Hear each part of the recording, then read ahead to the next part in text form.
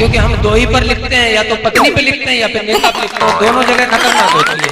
नेता जेल में ठुकवा देता है, पत्नी घर में ठोक ठोक के बराबर कर देती है।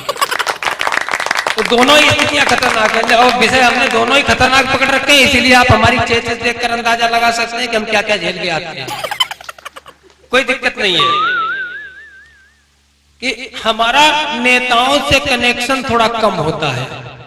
हमारा नेताओं से कनेक्शन थोड़ा कम होता है क्योंकि उनका 100% झूठ भी सच्चा और हमारे सच में भी कोई दम नहीं होता है। हमारा नेताओं से कनेक्शन थोड़ा कम होता है क्योंकि उनका 100% झूठ भी सच्चा और हमारे 100% सच में भी कोई दम नहीं होता है। और वो ठहरे, हम ठहरे इस माइक पकड़ के भौंकने वाले, हम ठहरे ये माइक पकड़ के भौंकने वाले, और कहां वो सियासत का देसी घी। और आप जानते ही हैं कुत्तों को देसी घी कब हजम होता है। और इस तरीके से, और नेताओं की बात रह गई तो नेताओं की बात ये हो जाती है कि कभी कभी नेताओं पे गुस्सा भी बहुत आ जाता है कि वो काम ही ऐसे करते हैं, कदम कदम पे झूठ बोलते हैं। कि कल शाम सभा में एक नेता गजब कर गया, कल शाम सभा में एक नेता गजब कर गया और अपनी बात को दमदार बनाने के लिए हद से गुजर गया। अपनी बात को दमदार बनाने के लिए हद से गुजर गया और बाप की कसम खाकर जो कर दिया जनता से झूठा वादा। मतलब नेता ने बाप की कसम खा ली झूठी, बाप की कसम खाकर जनता से जो कर दिया झूठा वादा, मित्रों अगले दिन सवेरा होने से पहले उसका पड़ोसी मर गया। अब आप समझ सकते हैं नेता किसका बेटा था। कि एक दिन, अब हमारे, चलो नेताओं की बात करते हैं, चलो ये तो हो गई कि, लेकिन हमारे ऊपर भी कभी कभी बड़ा उल्टा सीधा बीत जाता है। और उमेश भैया बताते हैं कि ये तो खैर इनको तो हमने बुलाना बंद कर दिया है। हमारा पंगा अक्सर हो जाता था, अब इनको बुलाना बंद कर दिया क्योंकि ये पंगे में बचाने की बजाय उल्टे हमें कुटवाते हैं जाके, तो इसलिए इनको नहीं बुलाते हैं। तो कि एक पोजीशन होती है, आदमी क्या करता है कि भगवान पर, अगर घर में पत्नी, जैसे हमारा झगड़ा हो जाता है पत्नी से, तो वैसे अगर झगड़ा हो जाए तो भगवान पे उंगली उठाने लगता है। अरे भगवान, हमने 16 सोमवार के व्रत रखे थे, हमने वो वहां फलाने मंदिर में मत्था टेका था, वो वहां धागा बांध के आए थे, और पत्नी थी तुमने क्या, ये कबाड़ा सुबह शाम दोनों टाइम लड़ती है, लेकिन उंगली उठाने लगते हैं भगवान पे। तो मैं एक 4 पंक्तियों के माध्यम से कहना चाहता हूँ, ऐसे लोग जो पत्नी से ज्यादा त्रस्त है, अगर नहीं त्रस्त खुश हो तो भैया खुश रहो। क्यों, घरवाली ऐसा आइटम है, वो जिसके पास है वो भी तकलीफ में, जिसके पास नहीं है उससे ज्यादा तकलीफ में है। कि मत उठा भगवान पर उंगली, मत उठा भगवान पर उंगली, क्योंकि वो सिर्फ देता है। भगवान आपसे लेता कुछ नहीं है, सिर्फ आपको देता है। मत उठा भगवान पर उंगली क्योंकि वो सिर्फ देता है।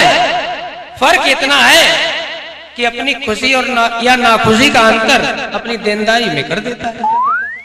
फर्क इतना है कि अपनी खुशी या नाखुशी का अंतर अपनी देनदारी में कर देता है। और भगवान जिनसे खुश होता है उन्हें सुमति देता है, जिनसे खुश होता है उन्हें सुमति देता है, और जिनसे नाखुश हो जाता है उन्हें सीधे श्रीमती देता है।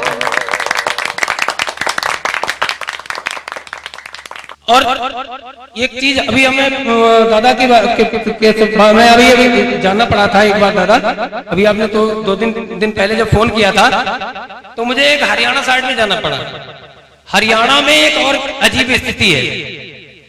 हरियाणा में जो हमारे यहाँ जब चौपाल होती है, हमारे यहाँ चौपाल पे बैठते हैं तो कोई चाचा होते हैं, कोई भैया होते हैं, कोई ताऊ होते हैं। वहां कितनी भी उम्र का हो है सब ताऊ ही, एक तरफ से सब ताऊ ही होते हैं। बोले ये कौन है, ये फलाने ताऊ है, ये फलाना ताऊ है, आजा ताऊ तू भी बैठ जा, आजा ताऊ तू भी बैठ जा। तो मित्र के यहाँ जाना हुआ था मिलने के लिए, तो वहाँ बहुत सारे ताऊ इकट्ठे हो रहे थे, एक चौपाल पे बैठे हुए थे। तो वहां पर वो हुक्का वगैरह की भी व्यवस्था थी, बड़ा लंबी नली वाला वो हुक्का, वो सभी एक ही हुक्के में सभी लोग पी रहे थे। बहुत बड़ा हुक्का था, खूब तंबाकू भर के रखा था। तो एक दिन तो वहां पर एक मीडिया का पत्रकार आ गया, वो किसी 2024 चुनाव के संबंध में इंटरव्यू ले रहा था। बोला कि वो ताऊ ये बताओ कि अब 2024 में ताऊ के आगे माइक कर दिया है कि बोले ताऊ मैं मीडिया से हूँ, पत्रकार हूँ, आप ये बताओ 2024 में आप किसको प्रधानमंत्री देखना चाह रहे हो? बोले कौन कौन मैदान में आ रहा है प्रधानमंत्री के, पहले ये तो पता लगे से। तो उन्होंने कहा ताऊ आप ये बताइए कि सोनिया गांधी को देखना चाहते हो प्रधानमंत्री के रूप में? ताऊ चुप रह गया, नहीं बोला। बोले ममता बनर्जी को देखना चाहते हो? ताऊ फिर चुप रहा, फिर नहीं बोला। बोला मायावती को देखना चाहते हो? ताऊ बोला तो नहीं, ऐसे सर खुजलाया, बोला जब नासा ही होना है तो फिर अपनी सपना चौधरी कौन सी बुरी है। तो इस तरीके की बातें जो है मैं ज्यादा करता नहीं हूं, लेकिन आपको मैं एक कविता की तरफ ले चलता हूं, नेताओं से ही फिर बात शुरू करता हूं। कविता का शीर्षक है, शीर्षक सुन के ऐसा नहीं, शीर्षक सुन के चौंकना मत, शीर्षक है गधे की बेइज्जती। गधे की बेइज्जती सुनकर के चौंकने वाली बात इसलिए नहीं है कि गधा तो गधा ही होता है, उसकी इज्जत और बेइज्जती क्या, लेकिन हमारे कविता में गधे की भी बेइज्जती हो सकती है कि गधे को उस समय कुत्ते पर बहुत गुस्सा आया। गधे को उस समय कुत्ते पर बहुत गुस्सा आया जब कुत्ते ने गधे को नेताजी कहकर बुलाया। जब कुत्ते ने गधे को नेताजी कहकर बुलाया, गधा बोला क्या तू मुझसे जरा सा भी नहीं डरता है? क्या तू मुझसे जरा सा भी नहीं डरता है जो खुलेआम नेता कहकर बेइज्जती करता है? बोला मैं मालिक का नमक खाता हूं, उसका बोझा ढोकर लाता हूं, उसमें कोई घोटाला या दलाली नहीं खाता हूं। अबे ससुरी ये बता फिर मैं नेता कहां से हो जाता? गधे की बात सुनकर के कुत्ता मुस्कुराया और उसने गधे की बौखलाहट का पूरा मजा उठाया। फिर हौले से अपने गले में सरकारी अधिकारी लिखा हुआ पट्टा कुत्ते को दिखाया। बोला मैंने नेताजी कहकर आपको इसलिए बुलाया है क्योंकि एकदम फ्रेश आइडिया दिमाग में आया है। बोले जब नेता और अधिकारी मिलकर पूरी जनता को चूना लगा सकते हैं, अबे तो क्या यही हथकंडा हम अपने मालिकों पर नहीं आजमा सकते हैं? जनता तो इतनी सारी है, मालिक अकेला है। अबे सोच ले, अपने तो दोनों ही हाथों में छिला हुआ केला है। कुत्ते की बात सुनकर के गधा एक पल के लिए चकराया, मगर अगले ही पल उसने कुत्ते को दुलत्ती का मजा चखाया। गधे की दुलत्ती कितनी जबरदस्त हो सकती है आप लोग अंदाजा लगा सकते हैं कि उसने जो है, और गधा मन ही मन बड़बड़ाया, बोला मुझे अपने काम पे लग जाना है और नेता बनकर गलियों में अपनी इंसल्ट नहीं कराना है। और जाते जाते कुत्ते को वार्निंग दी कि चाहे तू मुझे जूतों से मारना, मगर इस गंदे नाम नेता कह के कभी मत पुकारना, मगर इस गंदे नाम नेता कहकर कभी मत पुकारना। चलिए मित्रों, नेता पर ही थोड़ी बात और कर लेते हैं। एक कविता की तरफ आपको ले चलता हूं, उसके बाद मैं अपना स्थान ले लूंगा। कि एक बार कभी कभार ऐसा हो जाता है कि नेताओं की नेतागिरी का सिस्टम समझ में नहीं आता है। आपने चुनाव में अक्सर देखा होगा कि नेता किसी को गाली दे रहा होता है और वो जिसको गाली दे रहा होता है वो गाली उसी को फायदा पहुंचाने के लिए दे रहा होता है। हम लोग नहीं समझ पाते हैं। तो उनकी नेताओं की कैसी कैसी चालें होती हैं, इससे संबंधित एक छोटी सी रचना है, प्रस्तुत है, आनंद लीजिएगा। अच्छा पहले एक बार 2-4 लोग तालियां बजाओ, फिर मैं शुरू करूं। कि कुछ डाकुओं ने एक बार एक नेता को किडनैप कर लिया। कुछ डाकुओं ने एक बार एक नेता को किडनैप कर लिया और उनके बेटे को फिरौती की रकम के लिए फोन भी कर दिया। उनके बेटे को फिरौती की रकम के लिए फोन भी कर दिया और फोन पर वो बोला है, किडनैपर बात कर रहा है नेता के बेटे से, बोला कि तेरा बाप तो बहुत बड़ा नेता है, तेरा बाप तो बहुत बड़ा नेता है, बोल इसकी फिरौती के 40 लाख देता है, बोल इसकी फिरौती के 40 लाख देता है और इसे तो मैं बिना फिरौती के बिल्कुल नहीं छोड़ूंगा, इसे तो मैं बिना फिरौती के बिल्कुल नहीं छोड़ूंगा और 2 दिन में छुड़ा ले जाइयो, नहीं तो 5000 पर डे एक्स्ट्रा जोड़ूंगा। नेता का बेटा भी, अब नेता के बेटे ने जब ये सुना कि पुराना प्रोफेशन है, कटरी के हैं, कोई बाहर के नहीं है, खुद को बचा के रखिएगा।